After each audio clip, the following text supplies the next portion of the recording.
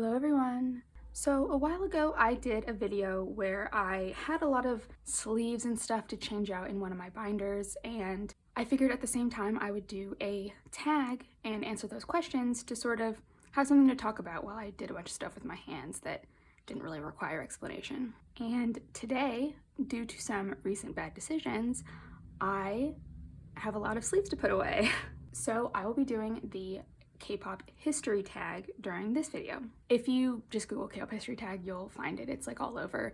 I did rearrange the questions so that the order they go in kind of makes sense as you like go through my history with K-pop. But other than that, it's the same tag. I will put timestamps for the questions in case you want to skip to a particular question and you don't care about all this stuff that I'm doing. But before I get into the questions, let me explain what is going on here. So a little backstory. I used to collect Itzy OT5, and I had it completed up to Crazy in Love. And then JYP released the Crazy in Love special edition.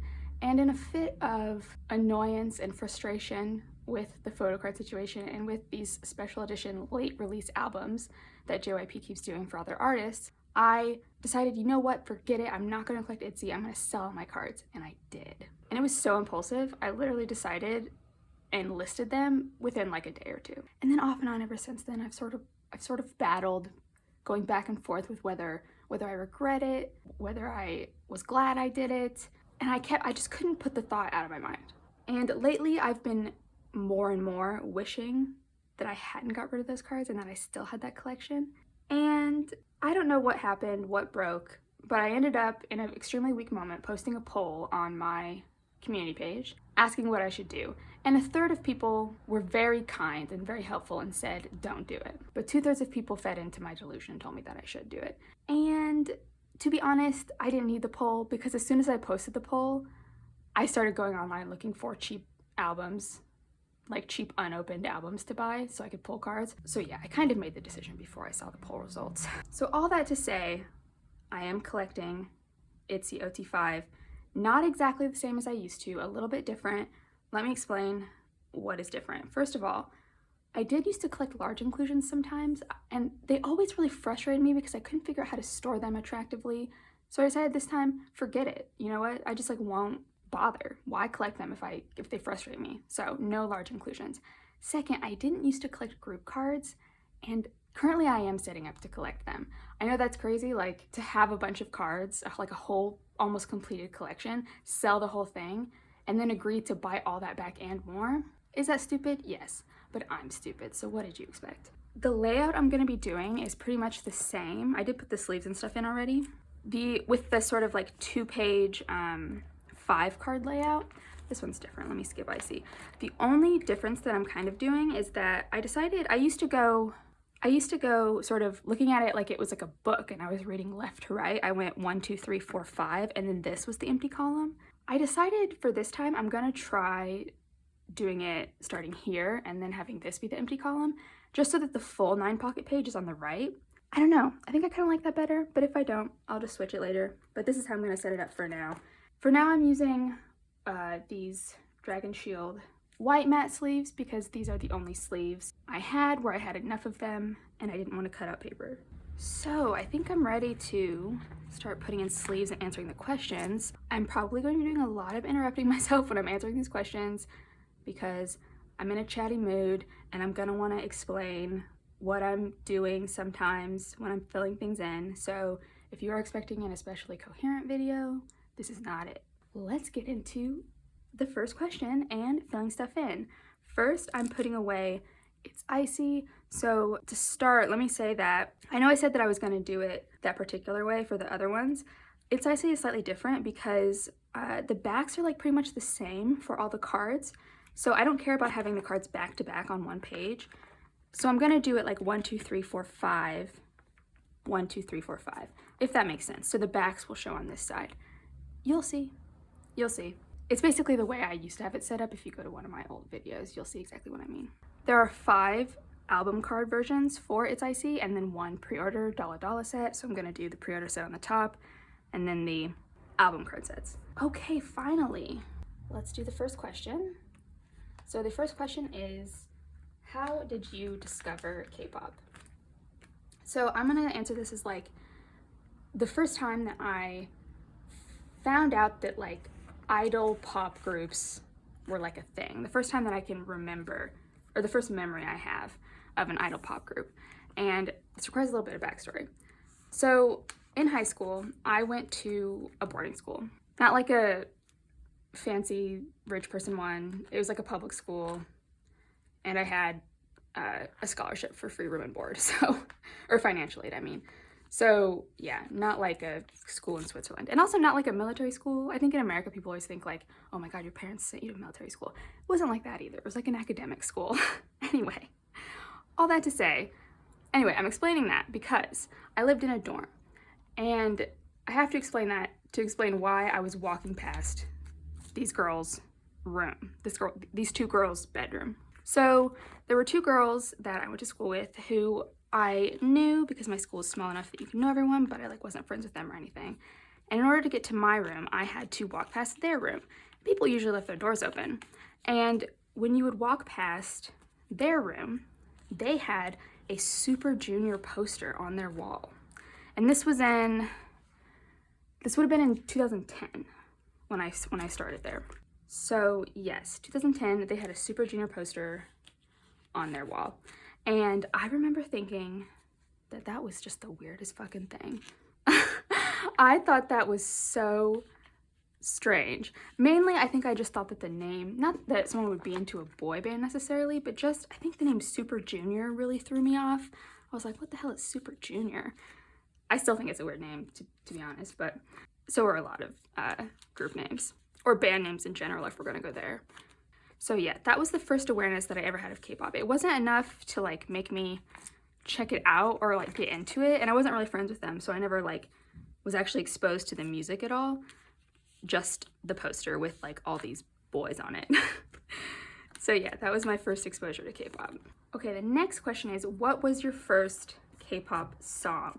And again, I kind of might have answered this a little bit in my last video, so if I repeat myself, I'm sorry, but just know that in terms of like repeating stories, you could be friends with me in real life. Like, it can get worse, trust me. So my first K-pop song, the first K-pop song I heard, I think was in there's so much, white sleeves show so much hair, both mine and the cat's, but anyway. I want to say it was in 2012, but it could have even been in 2011 that I first heard a K-pop song, because I know I was still in my senior year of high school.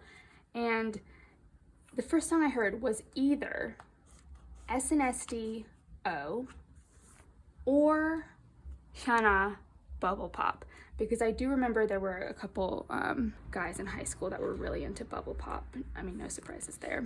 So yeah, it was one of those two songs, and I definitely saw the music videos for them, but I think it was Bubble Pop. I think it had to have been Bubble Pop first, because I saw the music video, but I didn't delve any deeper. And then by myself on YouTube, I came across SNSD-O, and that's what got me to listen to Fantastic Baby and by Big Bang.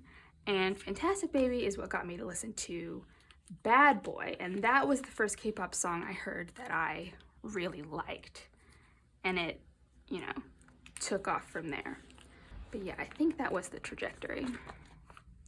These are kind of wrinkly because the pages and sleeves are new, but it'll go down. So, who was your first fave group? I definitely talked about this in my last video, or in my organizing video, but Bad Boy by Big Bang was the first song I ever heard that I liked from a K-pop artist, and that was the first group that I got into, and I got into them so hard. Like, I don't know if I told you this before, but like at one point I definitely like skipped one of my college classes to watch a Big Bang Japan concert DVD that I like illegally downloaded. So don't be like me, kids. The next question is, who is your first male bias? My first bias was G-Dragon. Still my bias in Big Bang, if I could be said to have one. Yeah, it was definitely G-Dragon. I mean, he stood out to me even in the first, well, actually, the first video I watched, I think probably Top stood out to me the most, because that was Fantastic Baby, and he had blue hair, and I was like, who is that? Who is that? Yeah, after watching like interviews in some of their variety shows and stuff like that, it definitely was always G-Dragon for me. All right, now I'm doing It's Me. And It's Me, I think, just has three card versions and then some unit cards. So the next question is, who was your first female bias? And I changed the order of the questions to put them in this order because for me, the order that I got into things was like a boy group, then a girl group. And I feel like in general, the pattern I went is kind of common in that I see this with other fans too, so I don't think it's just me. A lot of times when you get into K-pop, you'll like get into one group and then you'll discover that that group is at a company and that that company has other groups, and then you'll get into like all the groups at that company. And then you sort of, you know, dive headfirst into the rest of K-pop. You discover that there's a whole world out there. But regardless, if other people do it, that's the pattern that I went. So I started by getting really, really into Big Bang for a while. And then from there, I got really into 2NE1. And my favorite member of 2NE1 was always Minzy. I've always really liked hip-hop dance, and that's been like something that I've always been really involved in and watched a lot of. I've always followed a lot of crews and choreographers and stuff. So the dancers usually are my favorite. So certainly at that time that was the case. Minzy was my favorite. And I remember at the time, so Minzy is my age, we're the same age. And at the time, she was the youngest person in YG. I remember that really specifically for some reason.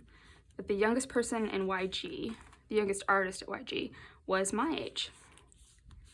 So yes, at one time, the youngest YG was a 94 liner. Next question, which K-pop song did you first learn choreo for? I think it had to be, I don't know which one of these came first. I just remember that I learned them around the same time. It was either, I think it was either 2NE1, I'm the Best, or I Love You. They both have very simple choreographies because that was sort of the norm at the time. And then I think Sister Alone, that might have been involved in the mix as well. It was one of those three, definitely. And now these are the group cards for It's Me.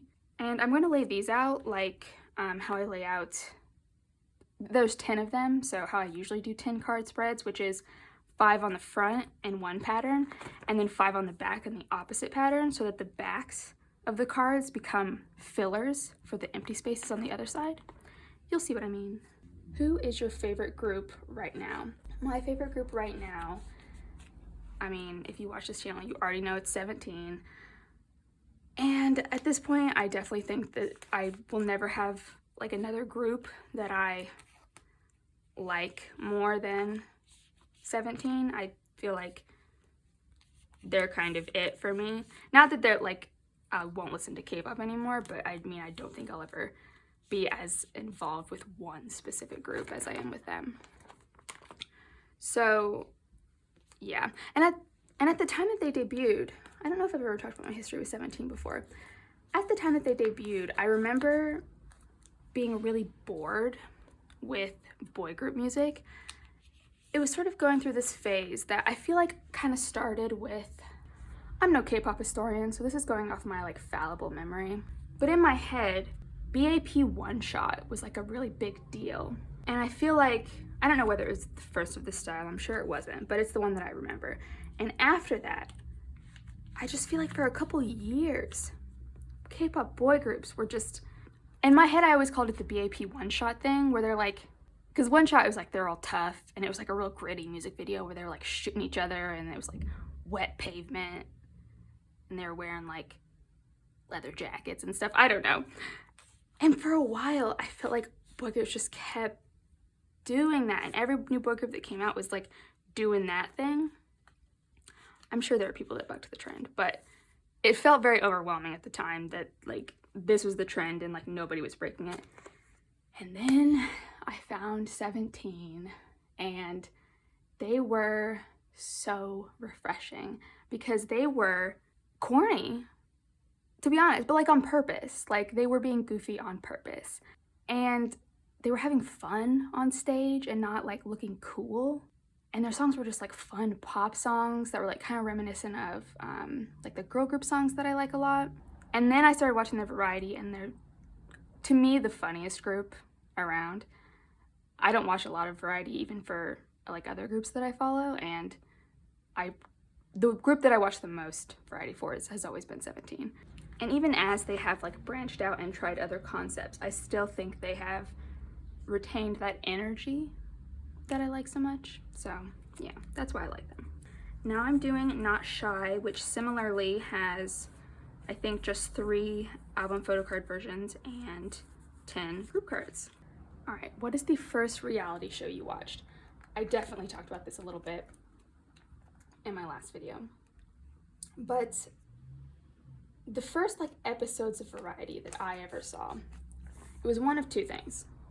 It was either Big Bang did this, they did like their own version of One Night and 2 Days for, I think it was for an event. It was like released for something, but anyway, it was really, really funny. I really enjoyed it. So it was either that or Strong Heart had a YG Family special. And like I said, originally, I sort of jumped from Big Bang stan to YG stan. So that was like right up my alley. So it had like Big Bang and 21 and then like Gummy and like 7 and stuff on it. And I really enjoyed that, and that was really fun. And that's what got me into watching like Strong Heart in general. And like branching out into Kpop in general was seeing initially just the YG Family special for Strong Heart. And then I did mention this, and these aren't K-pop variety shows, but I did mention in my last video that I also got very into Family Outing and Running Man. I watched a lot of Strong Heart, but I watched way more Family Outing and Running Man. Although again, I know they aren't, strictly speaking, K-pop shows. Oh, this question's kind of interesting. Not counting your bias group, what group will always have a special place in your heart? I can't remember if I mentioned this at all. I think I mentioned it really briefly in my last tag video. But a group that I do really want to talk about for this is BTS. Which again, if you didn't see that video, you would be surprised by, because I literally never ever talk about them. But at one point during college, I was very into BTS. Basically from I Need You to the Love Yourself era, I would say, I was like a huge fan of them. And like watched a ton of Run BTS and stuff like that. And I mean, to this day, Love Yourself Tear is like one of my favorite K-pop albums of all time. Like, no question. I think that's their best album and just one of the best albums in general. Pre I Need You, their music wasn't really my style. Like I said, it was kind of, in my head, I had seen some of their stuff, but I had grouped it into that whole BAP one-shot thing, for lack of a better way to describe it, so I never liked their early stuff.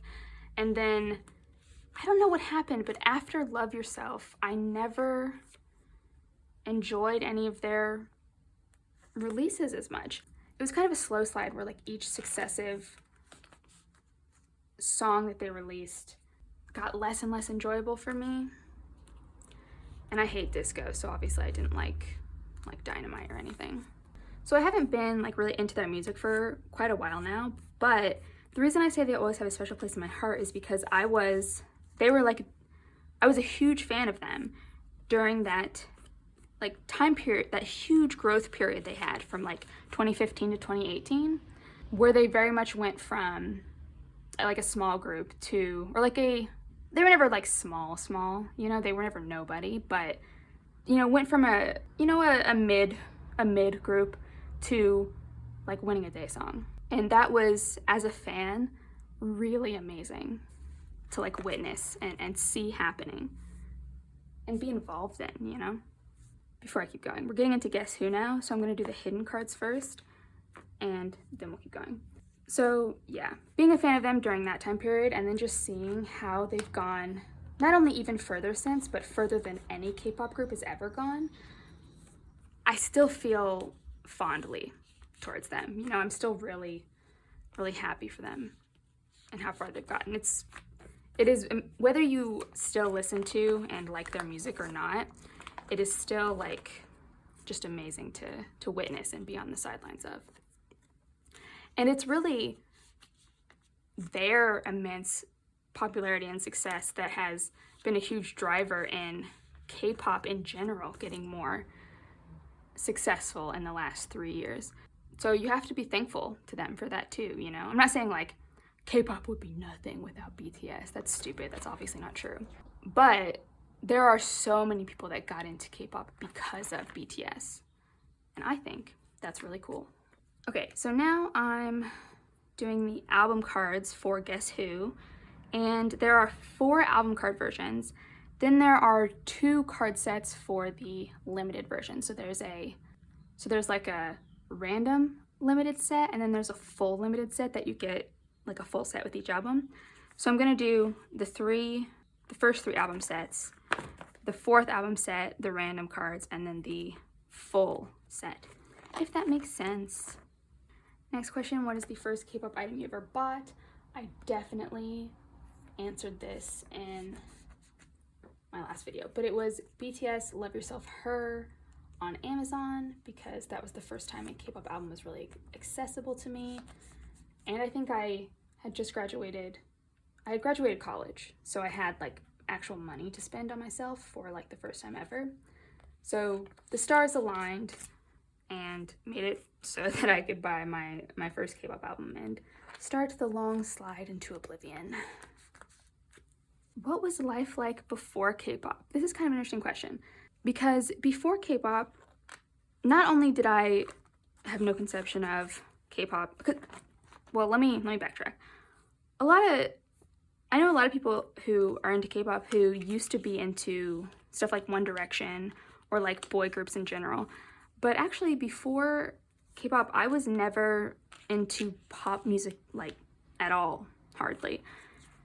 I basically grew up and spent most of high school listening to just in subgenres of rock music, basically. So like indie, alternative, folk rock, pretty much exclusively stuff like that. Emo, that was a big thing when I was in middle school. So in middle school, I listened to that a lot. And then now emo's back. How fascinating is that? I don't know. That's crazy to witness. That's really a sign that I'm getting old. Yeah, and then towards the end of high school, I got really into like rap and R&B. I had listened to that a little when I was younger as well, but I got a lot more into it my last couple years of high school. And then, like I said, right at the tail end of high school and right into college is when I discovered K-pop music. And to be honest, K-pop music is what got me to give pop music in general a chance. These days, I listen to mostly pop music, not even just K-pop, but just pop music in general. And middle school and high school me would have never predicted that for me, because I never listened to that stuff.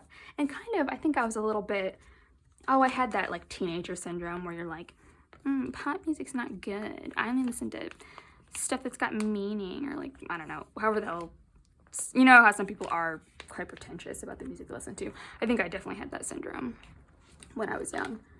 So yeah, I actually really credit K-pop with helping me get out of that phase and helping me, I don't know, it sort of opened my horizons and got me to give certain types and genres of music a chance that I never would have even considered before. So thank you, K-pop. This is actually the last question, and I still have a lot to go, so I'm just gonna probably keep chit-chatting at the end.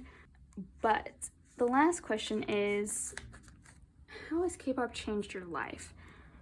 And yeah, don't worry, I'm not gonna get too corny with this. But I kind of already said that, like, you know, I really credit K-pop with making me less pretentious about music and making me more open-minded about music and things like that in general. And because of that, I was able to find my favorite musicians and artists of all time. So I'm very thankful for that. And for a long time, I was into K-pop and never talked to anyone about it. Not like, I wasn't like keeping it a secret or anything like that, but it was more like I didn't know anyone in real life that was interested in it at all. It had not blown up yet in the way it did, I don't know, like 4 years ago or something. and I didn't have money, so not only was I not collecting K-pop items, I did not know a collection community even existed. So yeah, I literally was just enjoying it alone. And in a way, I mean, it was, you know, peaceful. It was definitely very peaceful. These are Crazy in Love, by the way. So I'm starting with the album cards, of which there are 6 versions for Crazy in Love. But yeah, for a long time, it was very peaceful, but I always wished I had people to talk to about it. And now, since getting into collecting, my relationship with K-pop has like changed. Well, I wouldn't say my relationship with K-pop has changed, but more that for the first time, I have people to kind of talk to about K-pop stuff a little bit. I'll get into that in a second. But you know, as the best thing about collecting and having like a YouTube channel and that stuff is like getting comments and being able to like hear other people's opinions on stuff and like share my opinions. The only thing I wish is that, you know, obviously being that my channel is like collection focused, I'm like totally off script now. I'm like off the question. But anyway, since my channel is like collection focused, you know, obviously most of the comments and all the stuff that I'm talking about is generally related to collection related stuff, you know, collection adjacent topics. And the one thing that I still feel is really missing in K-pop for me is like discussion about like the groups and the music and the business decisions and the, I don't know, all that kind of stuff. I mean, certainly if all of your opinions are, I love it, it was amazing, it's my favorite thing ever, then you absolutely have room for that discussion because people love to hear that stuff. And yeah, you obviously have a lot of room to, that's the opinions that I usually see expressed. And I get that. I do get that because it's like, you don't want to upset people or like make people, I don't know, some people are very sensitive about like, well, first of all, some people don't express their opinions well, so it's not just the fault of the people hearing the opinions. I want to make that clear. But some people do get very upset if you say like, I don't like this song or something like that. I don't know. I just rambled for a second and I think I'm going to cut it out because I don't even remember what I said or like what I was saying. The point I'm trying to make is, I wish there was room for more critical discussion of K-pop. I don't mean that in a hateful way, obviously. And I hate that I even have to add that qualifier because I don't think I should have to. I feel like that should be obvious, you know? But I don't know. It's hard because it's like, I know a lot of K-pop is really fandom focused and really like on Twitter, but the reason that I don't engage on Twitter, even though I assume there are people talking about music and stuff like that on there, is for 2 reasons. One, a lot of K-pop Twitter is so fandom focused and it's a lot of like, what is this big name fan doing, or fans are mad about these clothes an idol wore, or I don't know. I'm not saying I don't care what fans think. I do. That's why I want to talk to other fans. But like, I don't want my whole Twitter feed to, or like news stories that I read, to be about like what a fandom did. I want to talk about like the groups. I want to talk about the content. I hope that, and not about like the drama that random people that I don't know are having. I don't care about fandom drama. I don't want to hear about it ever, ever, ever, ever. And so that is why I know better than to get involved on Twitter. I'm sure you can have a positive experience on Twitter, but I recognize that my tolerance for stuff like that is really low, and that working to get a good Twitter feed is more effort than I'm willing to put in. And also, the thing I don't like about Twitter is the length limit. You know, you can't really express a thoughtful opinion with the length limit of a tweet, whereas at least in YouTube comments, if people are willing to share that sort of like critical feedback, and by critical I mean like critical analysis, I don't mean like criticism. Does that make sense? I don't mean negative is what I'm trying to say. I just mean like analysis. You know, because the length limit is a little bit longer, you are able to write more thoughtful stuff like that. It's just a matter of how do I, as a creator, bring up that stuff and incorporate it into my content so that people feel like they have a space to also share what they think in the comments. Do you get what I'm saying? It's hard to, I don't know. I try when in unboxings to, you know, share those kind of opinions and do that kind of thing, but I'm not a huge album collector, so I don't do a lot of unboxings. And obviously I have a lot of opinions about K-pop stuff not related to unboxings I do. So I don't know. I don't know how to incorporate that in my content or how to get that in my comments, but I guess I'm just expressing that I am always thinking about it and trying to figure it out. And I don't begrudge creators who, like collection creators who don't say stuff like that in their videos, because again, to some degree you might be inviting negative comments from people, like commenters that are mad at you for what you're saying. And I'm not gonna blame anyone for not wanting to get that. I don't think I'm big enough to get those kind of comments, so I'm not worried about it, but I certainly empathize with people that do get negative comments like that. Let me explain. I have more to say, but let me explain what I'm doing first. So now we're getting into like the special edition cards and stuff like that. And last time I was really frustrated with, I'm gonna put these away while I'm talking. I was really frustrated with the fact that there were 4 special edition sets of cards, and I couldn't figure out how to like, I don't know, how to lay them out attractively. I got so frustrated with it. I don't know what was going on in my headspace at that time. I was, I don't know, on the edge apparently. But I think I figured out what I'm gonna do to make it like a 6 version spread, if that makes sense. Because I need them, for how I lay cards out, I need the version number to be a multiple of 3 or else it doesn't work. Man, these white sleeves are absolutely killing me. I can't wait till I don't have a bunch of white sleeves in here. More on that in a second. Remind me to talk about the pace of this collection after this. So what I decided to do, remind me like you're talking to me, whatever. What I decided to do is, first I'm starting with the Target cards, so those like colored Polaroids. Then I'm going into the jewel case version. So this is the jewel case like selfie cards. And then the last row is gonna be, for this page, is gonna be the special edition jewel case, non-selfie cards, I suppose you could call them. The ones where they're like standing against a wall. I wish they had just released selfie cards, just the selfie version and not the non-selfie version for the special edition. And that would have been perfect, because then I could have done Target, photo book, jewel case, 1 3-pocket page, or 2 3-pocket pages, 1 2-page spread. Okay, I did remember to talk about the pace of the collection. Real fast, let me say, the way I'm gonna lay this out for the last, 2-page spread is, so now I've done the jewel case special edition version, and now I'm doing the photo book special edition, or limited edition version, whatever it's called. And I'm doing the selfies on the top and the non-selfies in the middle, and then at the bottom, so I did buy some albums because I have a disease. And the seller that I bought albums from, for some reason, they normally don't do this, but they had some albums they were selling like with lucky draws.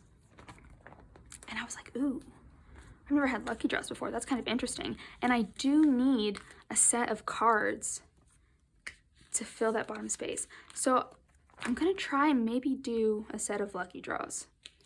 I don't know. This is, you know, liable to be changed at any time. But for now, that is what I'm gonna do. Now, the pace of this collection. I think the thing that I'm trying to teach myself, and that I'm going to use this collection to teach myself, is you don't have to be caught up all the time. You don't have to be caught up all the time.